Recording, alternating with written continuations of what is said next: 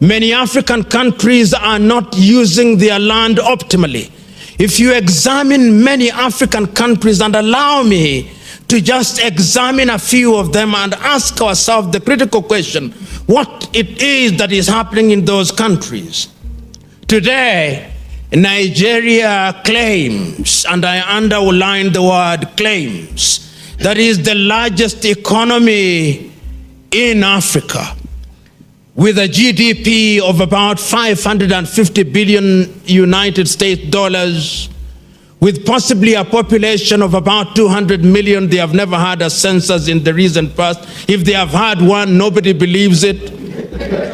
And there is every possibility that the population of Nigeria in 2050 will be about 1 billion of them. Nigeria relies on oil.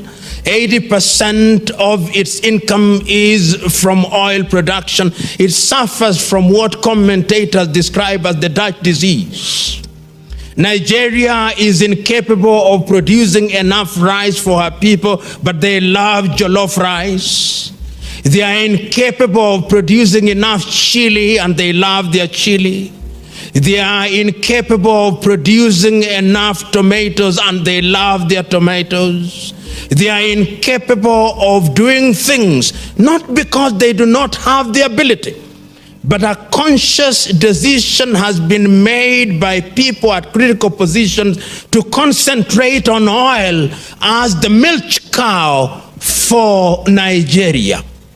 So going forward, what one must ask, particularly an organization such as AGRA and NEPAD and the African Union, what real interventions must be made in Nigeria? Because Nigeria is a true potential giant in that regard.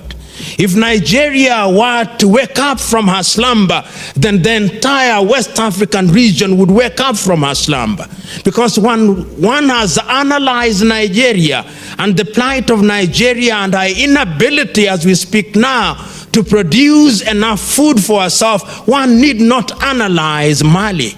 One need not analyze Senegal.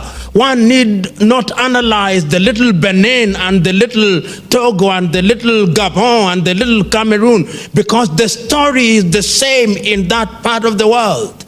Those of you who have gone to that part of the world, getting milk in the shelves of the stores in those countries is as difficult as getting snow in hell. So there is a sense in which we must ask ourselves the critical question, why is it that those interventions don't make us realize our potential?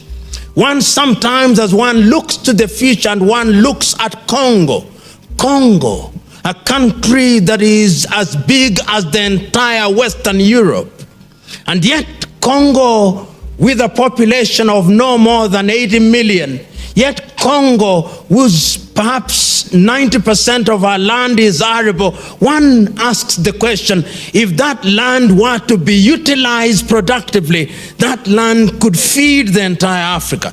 In fact, I remember now it being said of Congo that he is capable of doing three things which could liberate Africa. That Congo is capable of generating enough hydroelectric power to cover the entire Africa. That Congo has waters in her rivers that could irrigate the entire Sahara Desert. Of course, some of it is exaggerated, but it's exaggerated deliberately to demonstrate to us the levels of underutilization of that potential. That the Congolese soil is capable of producing enough food for the entire Africa. One asks the question, what must one do in order to unlock the potential of the Democratic Republic of Congo? One asks the same question of Angola. If Angola were to use her land effectively and liberate herself from the chains of dependency on oil, what could Angola achieve? You will remember not so long ago, during the first term of President Mbingu wa Mutharika in Malawi, that one of the songs of praises that were composed in his honor was that he found a country called Malawi that could not feed herself, and within 5 years the country was feeding herself and exporting enough grain. We now know that that is not the case as we speak.